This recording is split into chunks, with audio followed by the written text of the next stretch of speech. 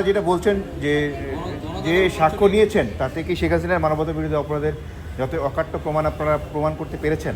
এটা তো আদালত নির্ধারণ করবেন আমরা অকাট্যভাবে প্রমাণ করতে পেরেছি কিনা।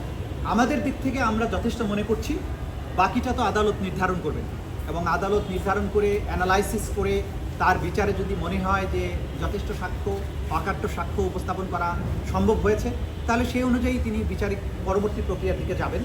আমাদের দিক থেকে আমরা মনে করছি যে যথেষ্ট শক্তিশালী অকাট্য সাক্ষ্য প্রমাণ ইতিমধ্যেই আদালতে উপস্থাপিত হয়েছে। মানে উনি একটা কথা বলেছেন যে আর্মিকে নিয়ন্ত্রণ করার পরে বিচার বিভাগকে নিয়ন্ত্রণ করার মানে ক্ষমতা দীর্ঘস্থায়ী করার জন্য এইটা কি বলছেন? সবই তো আপনারা আদালত পক্ষে ছিলেন, সেভাবে রিপোর্ট করতে পারবেন কিভাবে প্রতিরক্ষা ব্যবস্থাকে ধ্বংস করার সূচনা করা হয়েছিল পিলখানা কার্নেজের মাধ্যমে, সেগুলো তিনি বলেছেন। তারপরে বিচার ব্যবস্থাকে নিয়ন্ত্রণ করেছেন। উনি বাকি বিষয়গুলো বলবেন, যেগুলো ভবিষ্যতে বলবেন সেগুলোর ব্যাপারে আমি আর কমেন্ট করতে চাই না। তো যেগুলো আপনারা আদালত পক্ষে শুনেছেন, যে সমস্ত প্রসঙ্গকে তিনি হাইলাইট করেছেন, সেগুলো আপনারা রিপোর্ট করতে পারবেন। সব কিছু আমার মুখ দিয়ে না শোনাই ভালো।